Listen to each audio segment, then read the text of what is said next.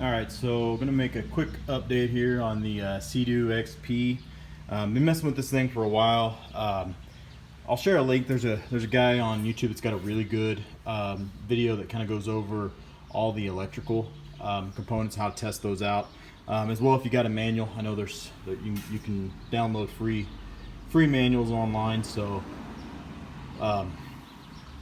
that's got some good information. So basically what I did with this one is went through everything from the coils to the pickup down here. Actually pulled the motor loose. How I took this out, and it was not that bad, is actually pulled that motor mount in the far front up there out, and then put a ratchet strap around the top and took that back to this hook and just put a rag in between and raised the front up a little bit. Took the bolts out. I think there's like 10 millimeter bolts that hold this housing in all the way around. Took it off. The pickup was actually really corroded, was rusted, so I took some emer cloth, cleaned that up really well. And at the time I didn't have my meter with me, so I didn't test it. I just put it back together hoping that it'd have spark. It did not, still wasn't getting spark. The thing was kind of weird. It randomly would spark, fire up, no issues, and then fall on its face. So, or just lose spark altogether. So wasn't 100% sure what was going on, but the pickup looked good. Everything seemed to be right there. Went through the coils seemed to check out, everything ohmed out. I've got everything buttoned back up. Then I went up to the front and tested all the electronics inside there, which would be your I can't remember what it's called, ME something. But anyway, it basically is the brains. It tells the fob and everything when to come on, as well as your electronic ignition boxes in there too, your CDI. So went through all the different ohm testings that you could do. Everything checked out there. Put everything back in. The one thing that I noticed I was having some issues with was actually just on the switch. It seemed like when I go to put this on, whenever I was ohming out and testing it, if you didn't hold it just right, straight up and down, just like that, it didn't work. So if it turned a little bit on you, leaned, it wasn't making good contact. So basically right now I've got it set back up. I've had it run a few times. It's actually set here for a second, so it's moment of truth. We'll see if it actually will fire back up again. I really think it's in this switch.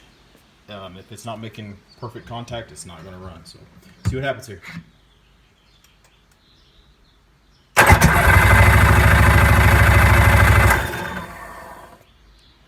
me a second here. Try to set this camera up there. I don't know if that'll be able to see.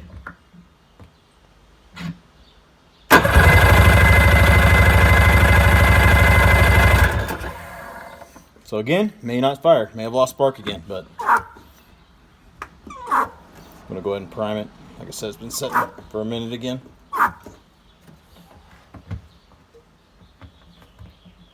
See what happens.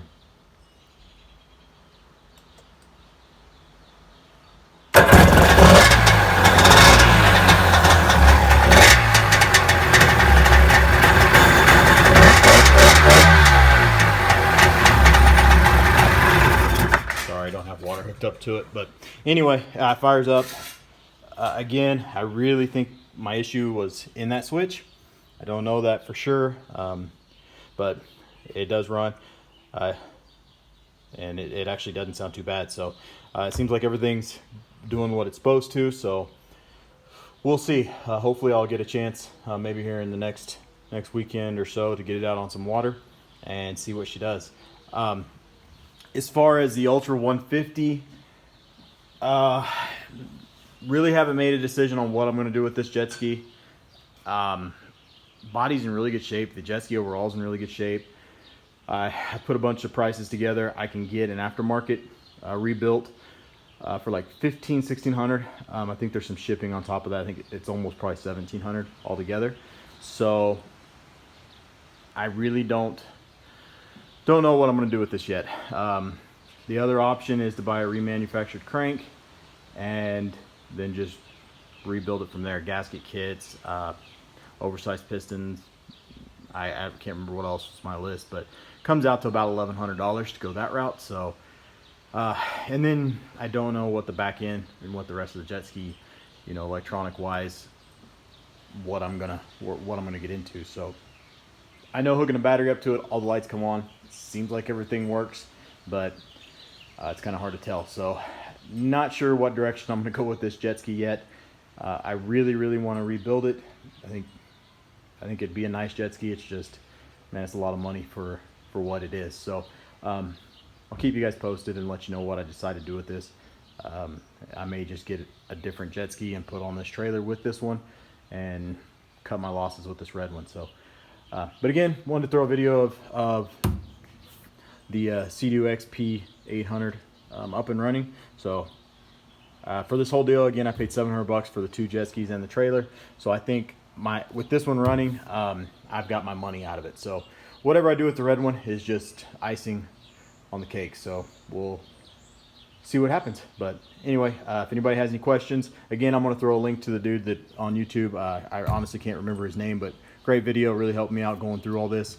A lot easier than thumbing through a manual while you're checking it. You could kind of follow along with him, and yeah, it seemed like everything I tested was right there with what it needed to be and what he was reading off. So I'll put that in the comments, and anybody has any questions, feel free to ask. And man, love it if you hit that subscribe button. Thanks for watching.